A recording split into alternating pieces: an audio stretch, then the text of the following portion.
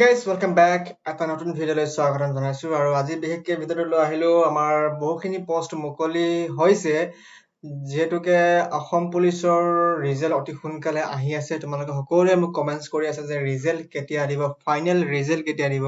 তো আজি সকলোখিনি কথা আমি আলোচনা কৰিম প্ৰথমতে আমি জবৰ কি আপডেট আহিছে আমি সেইখিনি চাই ল'ম তো ফাৰ্ষ্ট অফ অল মই এটা ৱেবছাইট অন কৰি ললো এইটো হ'ল আমাৰ sabhijobs.com ষ্টেট আছে আমাৰ ফালৰ পৰা আমাৰ এইটো এটা ৱেবছাইট তো আমি ইয়াত চেক কৰি চাম যে আমি বহুখিনি আমি পোষ্ট দেখিবলৈ পাইছো প্ৰথমতে আমি চাব বিচাৰিছো যে all India institute of medical science Guwahati এইটো আমাৰ লাষ্ট ডেট আছে জুলাই মাহৰ 4 তাৰিখে আৰু ইয়াত দুটা ভেকেন্সি ওলাইছে প্ৰজেক্ট টেকনিক্যাল আৰু ভেকেন্সিটো কোৱালিফিকেশ্যন লাগিব গ্ৰেজুৱেট এণ্ড পষ্ট গ্ৰেজুৱেট হ'লে হৈ যাব তোমালোকে এপ্লাই কৰিব পাৰিবা তাৰ উপৰিঞ্চি all India Limited. Yes, guys, Oil India Limited post ওলাইছে senior manager তাত আমাৰ number of post আছে 4 vacancies and qualifications লাগে bachelor's degree MBA থকা হ'ব লাগিব আৰু last date হৈছে জুলাই মাহৰ 15 তাৰিখলৈকে তাৰ পিছত আহিলে আমাৰ মেইন যোনটো APSC ৰ পৰা আহিছে ফৰেষ্ট ৰেঞ্জাৰৰ পোষ্ট আহিছে আৰু প্ৰায় পোষ্ট আছে আমাৰ 50 ভেকেন্সিজ আৰু কোৱালিফিকেশনছ আমাৰ বেচলাৰ্ছ ডিগ্ৰী হ'ব লাগিব লগতে আৰু কিবা কিবি আছে তোমালোকে ইয়াত এপ্লাই হিয়াৰ গৈ কিনে চাই ল'ব পাৰিবা যোনটো এপ্লাই কৰিব বিচাৰিছে আৰু এপ্লাইৰ লাষ্ট ডেট হৈছে আমাৰ জুলাই মাহৰ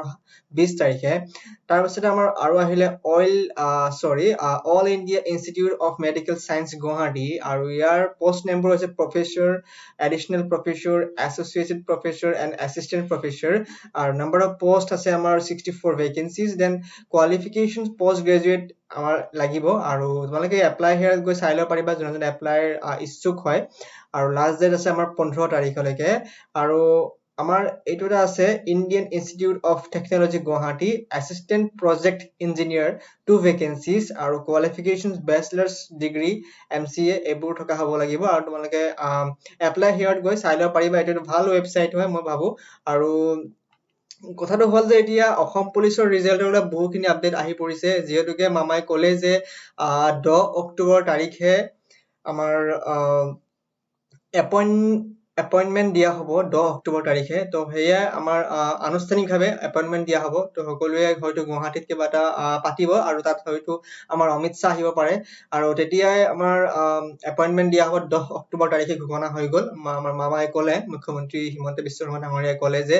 10 অক্টোবৰ তাৰিখে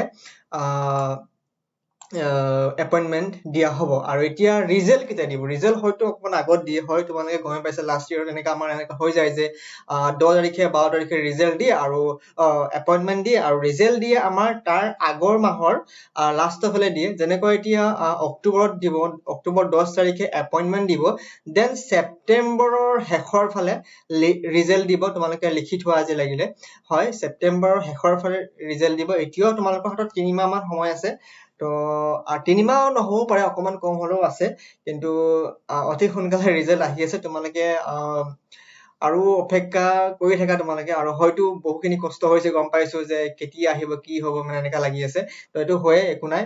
আগত মোৰো হৈছিলে এনেকুৱা বাট বাই দ্য ৱে একো নাই কষ্ট কৰি গৈ আছা আৰু যেহেতুকে এতিয়া কষ্টটো এৰি নিদিবা কিয়নো আৰু বহুখিনি পোষ্ট ওলাব তাৰ কাৰণে তোমালোকে ট্ৰাই কৰি থাকিবা হয়তো ইয়াত নহ'লেও তাত হ'লেও হৈ যাব পাৰে তো এইটো বুলি নহয় যে এইটোৱে লাষ্ট সেইটো বুলি নহয় বয়স থকালৈকে মুঠতে ট্ৰাই কৰি থাকা তো আজিলৈ ইমানে যদি ভিডিঅ'টো ভাল লাগিলে সাবস্ক্ৰাইব কৰি দিবা আৰু মই এটা বিশেষ সেটআপ লৈ আহিম বাৰু বিশেষকে ফেচ ওলাই কেনে ভিডিঅ' বনাম তো এতিয়া মই এনেকৈ লেপটপৰ স্ক্ৰীনত মই ভিডিঅ' বনাই আছো তোমালোকে প্লিজ মোক মাফ কৰি দিবা আৰু ভিডিঅ'টো শ্বেয়াৰ কৰি দিবা প্লিজ চেনেল সাবস্ক্ৰাইব কৰি দিবা আজিলৈ ভাই ধন্যবাদ জয় অসম